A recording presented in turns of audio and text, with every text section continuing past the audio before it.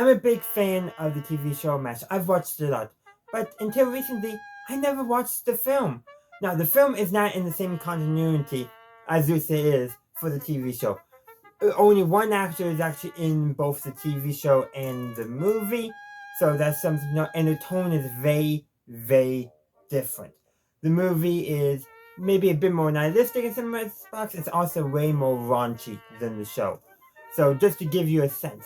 And this review of the 1970 film will be discussing some pretty heavy topics, so you've been warned. But to begin with, why do I like the TV show more than the movie? That's probably the first thing to address. Even though I've only seen the movie once and the show many times, the show, in my opinion, is more rewatchable. The characters are more enjoyable. Like in the movie, like the only character who has any sense of redeeming was Radon. That's probably because he was played by the same actor, Gary Burghoff. That was like probably the only thing that really made that character redeemable in the movie, because it was the character probably that changed the least. And then you actually remember. All the other characters played by different actors and very different from the movie, from the show characterizations. And also the jokes are way funnier in the show than they are in the movie, in my opinion, too. I don't see a need to really rewatch the film anytime soon. For the show, well, I'm going on a 5-year mission to rewatch the entire show and make a review for every single episode. So that just tells you something there. But let's actually talk about the movie in a little more detail. So let's first begin with this. The film is fairly sexist. All the characters are demeaning to women in some form. Consent is very iffy going on too. Just lots of demeaning, sexism jokes and all that. Like literally, the movie does have some full-on nudity. The only time the TV show did that, it was in accident. It actually involved a male character, not a female character, and the joke wasn't them being shown naked as it was in the film, and it was a very humiliating thing, and all the characters laughed off, including the other female characters in the film. Meanwhile, the one time there was a little accidental rear nudity in the show, I'm pretty sure nobody recognized it until we had the high definition versions of it. So just a little like accidental in the show, not accidental in the movie, deliberate in the movie, deliberate by the characters in the movie and the creators. Now, the film is a product of its time. It was made in the late 60s because it came out in 1970, and it's set in the 50s. Yeah, sexism is going to be way more common, but like literally, at no time do we see any true commodity even between all the nurses or any of the other female characters too. Like there's like hostility between them. Sure, that can happen, but the TV show actually made that stuff maybe. What if not all the nurses got along and made that into a very great episode? Meanwhile, the movie just, whatever. It all focuses mainly on the male characters. But going back to the scene where they shown full-on nudity, female nudity, in a very demeaning scene for Major Houlihan, for Hot Lips, I should say, because totally different than the Major Houlihan, the different from Margaret in the show. Very different. Very, very different. Little better, or not better, a little closer to early depictions, but still very different. Like, literally, claps the shower around to just see. Basically, the setup for the joke was, oh, that's not her real hair color. But really, the reason is because they wanted to show, And she is rightfully upset. Lieutenant Colonel Blake? Yeah. He's like, fine, whatever. Like, he totally dismisses it. All the characters, even though the nurses are laughing at her. Yes, it can be, sometimes some stuff can be funny in the moment, but really, like, nobody's coming to her support. Nope. It's like, ugh. Like, that just shows a lot of that, the meaning of women and all that is very prevalent through the film. I mean, very much so. Now, I also mentioned like some consent stuff gets very iffy. And that, now we gotta connect to the other two pretty sensitive topics, homophobia and suicide. Now, no character actually does commit suicide in the film, but the dentist, nicknamed Painless, is considered because he couldn't perform when he was having extramarital affair. Therefore, he assumed he must be homosexual. First of all, maybe he couldn't perform because he wanted to be faithful. actually wasn't really an extramarital affair because he has 3 girls back home, but that's not the point. If they're all consenting, who cares? But the thing is he's basically violating their trust by having an affair with somebody in Korea. So yeah, and maybe he couldn't perform because of that. He knew he was violating that trust. But no, he just assumed that, and all the other characters are like, okay, how are we going to help him? Which is good. They want to help him. They don't want him to take his own life. I do applaud them for that. But what they do is kind of trick him into not committing suicide. Okay, sometimes that can work. I mean, an episode of the TV show Kunapato, when there was a soldier trying to commit suicide, basically, who was struggling to commit suicide, gave him some tough love, basically, to get the part that wants to stay to overcome the part that wants to leave. Tough love, but as soon as that was established that the soldier did not want to die, Kunapato went from tough love to comforting.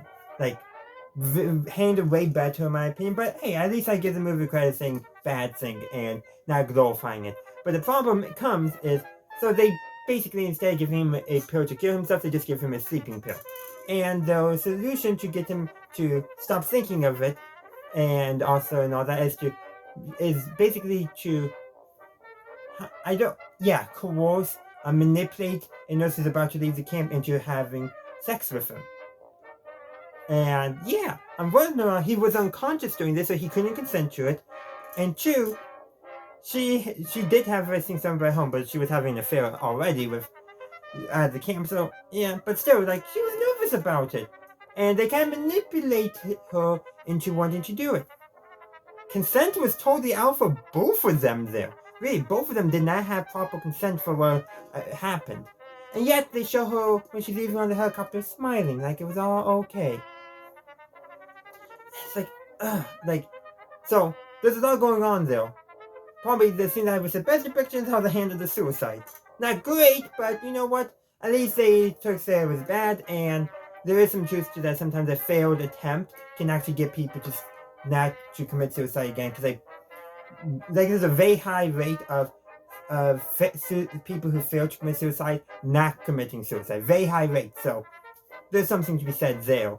But how everything else around it, like the lack of consent for both parties involved for the sex, like literally both parties involved, and also it has been shown that having heterosexual sex does not get people to stop being homosexual, and it's true the other way around. If someone who's straight like me somehow had gay sex, which wouldn't happen because I'm straight, but somehow that happened, that wouldn't turn me gay. It would just mean somehow I had it. Probably would be lack of consent on my part because I wouldn't agree to it. But yeah, so like all wrong there, everything. So really, the homophobia of the time was baked into, and also people are still homophobic that way as well. My philosophy is, as long as everyone's consenting, don't rub it in my face. I don't care.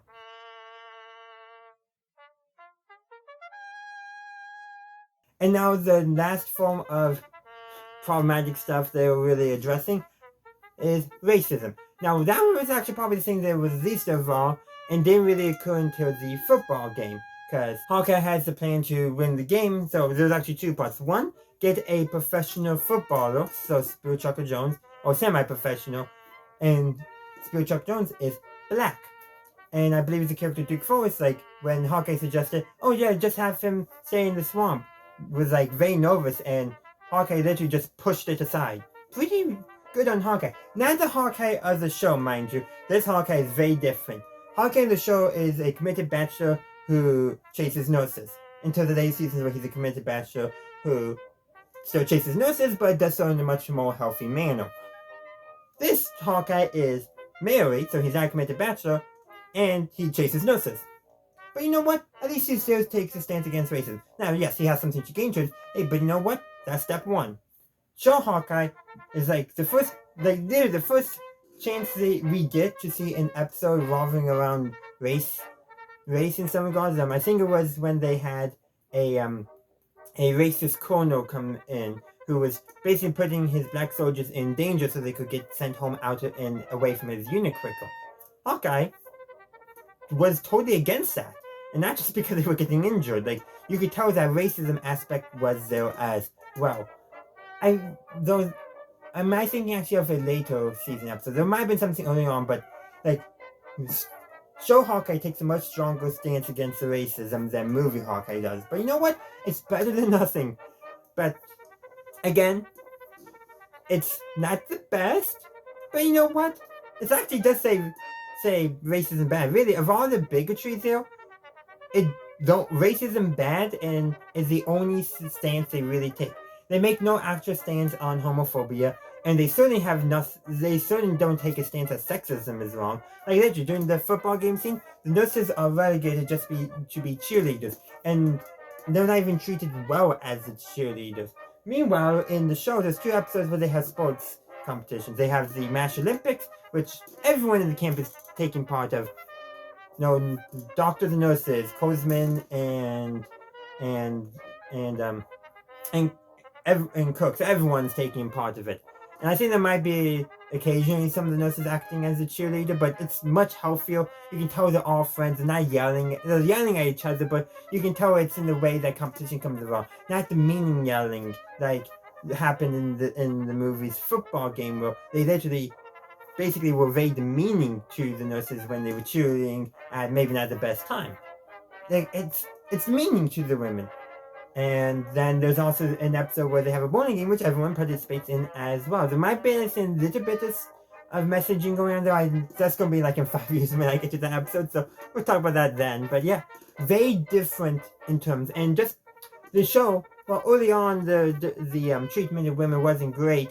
The show improved with time. It was a product of its time, just like the movie, but it did improve in time, and characters became better, and all that. I've talked mostly in this video about a lot of the downs of the movie, and there are a lot of downs. Things that were a product of its time that do actually reflect when the movie is set. That is something, but there has to be some positives. Like, yeah, I do have to give this. There's a few scenes with Hawkeye and this version of, I think it's this version of Trapper, where basically, you know what, they're doing good by their patients, bending rules to help treat people, and you know what, that's good. But that's like really about the only uplifting thing going on, because there's just a lot of cynicalism, nihilism, raunchiness. The movie is actually, I think, well put together. Technically it's good, but is it something I want to return to anytime soon? Probably not. And that's probably where I'm going to end my review. Now, this is my second version of this. I recorded another version of it that was actually supposed to come out last Friday, but I didn't like it and I had some technical difficulties because of cold weather. So it's coming out with this version now. Now, if you want to see my original version, that is being uploaded unedited as a member exclusive video. So if you would like to see that, just a minimum of $1.99 a month. Please be sure to give the video a like if you haven't done so already, and subscribe to my channel. And one last thing before I finish on my video is, what did you think of the film? I would love to hear your thoughts. And do you agree with my thoughts on the film and my breakdown of it? I would love to hear from you. Comment section is down below. In the meantime, thank you for watching. Please be sure to like, upvote, and share if you haven't done so already, and subscribe to my channel for future content. And as always, have a good day, a good night, wherever you are. May the force be with you always. Thank you for watching this video. I do hope you enjoyed it. If you did, please be sure to give this video a like, as well as subscribe to my channel and ring that bell to stay up to date on my latest content. Also, be sure to check out the link tree in the description, as well as any other links I have down there.